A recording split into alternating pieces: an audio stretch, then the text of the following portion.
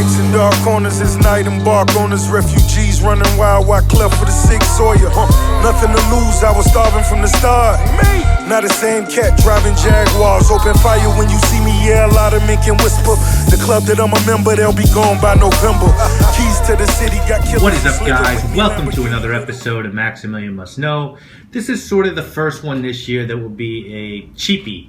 Or a designer scent. We're going to focus a lot more on these kind of scents as I scale back my higher end niche purchases. You know, with the collection of 400 bottles and 500 samples, it's time to not spend as much on this hobby, but still give it all the time and attention that it deserves. So today we're going to take a look at a fragrance from the house of Salvatore Ferragamo, and this one is called F.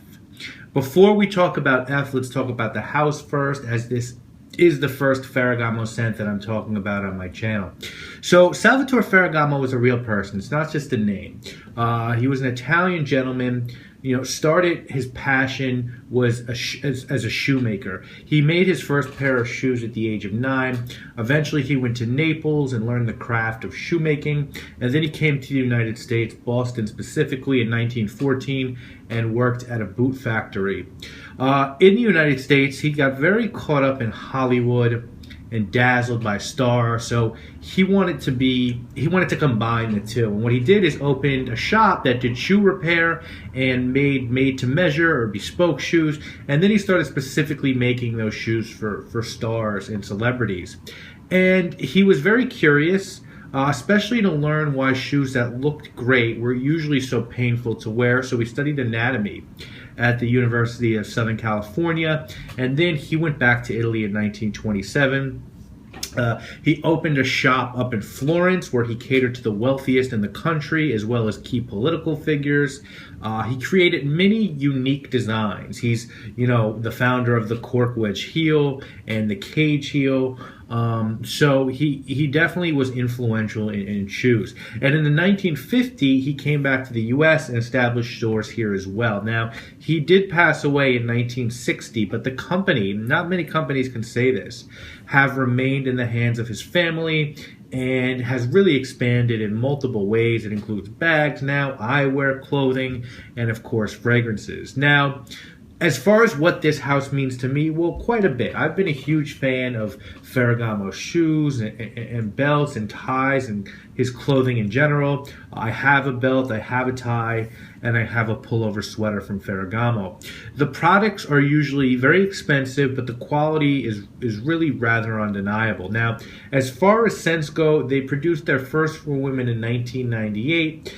But it was really 2011 where they started to put out a lot of fragrances. They now have 46 in the lineup. I own 4. One called Atomo, which is very nice, sort of a La Nuit de l'Homme imitation, but still nice nonetheless.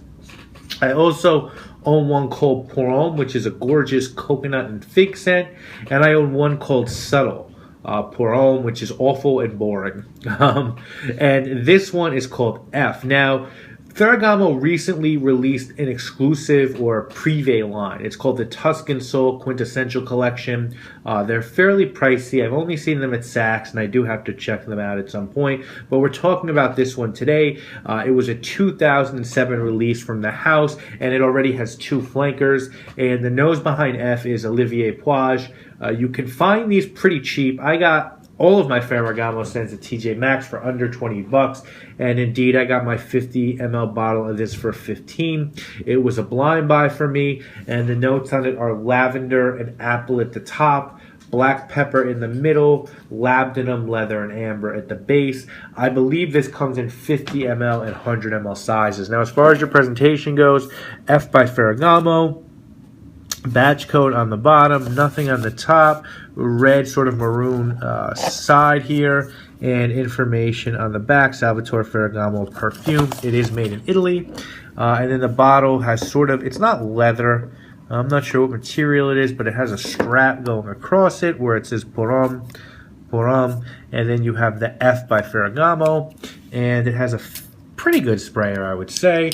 So it's a pretty decent looking bottle for what it is. And what I get out of this scent is like very crisp apple and black pepper with a bit of lavender at the top. It's a very crisp, that's the word I would use to describe this. The apple and lavender is very crisp and it's a pleasant fragrance. I would venture to say this is a people pleaser and a very likable scent. Now with that said though, I'm going to let you know right off the bat that if you're into fragrances because you want to smell different and interesting and you want to stand out from the crowd, this one will not get you there. As it dries down, I get a little bit of labdanum, but not so much leather and amber in the middle notes. And as it dries down, I get vetiver and sort of an earthiness and black pepper. To me, it really gets sort of green and earthy as it dries down and evolves. And again, nothing here out of the ordinary. This is one of those scents that's going to make you smell good. And why I decided to actually give it some time on here is because at this price point, I find it to be a good value, but there's not a ton of depth, and it's sort of one of those, this is what you're going to get fragrances. Now, performance on it is okay at best. It's not a monster in terms of longevity or projection. You're probably going to get 4 to 5 hours of longevity and 2 to 3 of projection, so not very good. You can, however, wear this in 4 seasons of the year. It will do well for you in the spring and summer because of the lavender and the apple. And when it gets colder out, it's going to do well because of that mix of apple and pepper and earthiness. It gives it a bit of a crispness and a sort of holiday feel to it. I would definitely call it a men's scent. I can see a ton of women liking this one for themselves.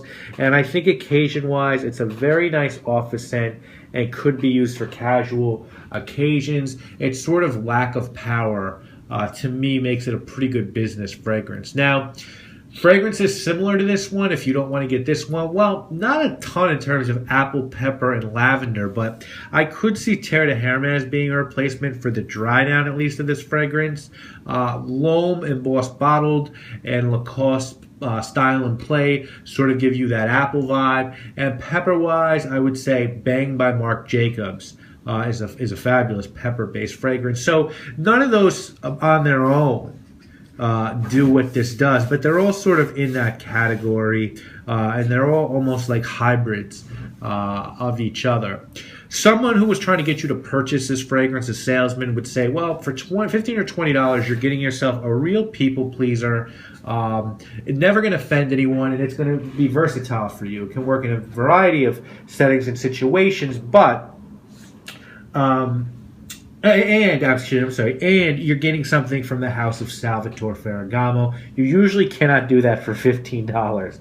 But on the flip side, if someone was trying to detract you from buying this, I think that they'd say, listen, there's better scents out there, there's more interesting scents out there, and scents that will last longer than this one. So unless you're collecting, why actually have this one? And you know what, guys? I think I agree with that, I'm going to give this a 5 out of 10. I don't think that it warrants more or less of a score. I think that this scent is what it is. It's a decent, very boring fragrance that, to borrow Fragrance Bro vernacular, is indeed sort of baloney cologne. Now, if you're okay with that and your budget isn't through the roof, maybe you just want to smell good, not spend too much, and that's fine. But I doubt you'd be watching my video if that's as far as your fragrant interest or ambition was. So I'd probably say skip this one unless you're looking to add a Ferragamo fragrance to your collection. And even then, I'd say take a look at Pour Homme first, which is certainly more unique and of a higher quality. So I hope you have enjoyed this review. We're going to be doing a lot more of these sort of lower tier price fragrances, but of course always niche as well. And have more videos next week. I hope you enjoyed this review of F by Ferragamo. I'll see you guys again real soon. Green where it falls like a leaf. Born in the bricks with the short end of the stick. Always running late, quick to show up with your bitch. The Hublot's cool, but my Terminator's foolish. All stainless steel, quick to match it with my tulip.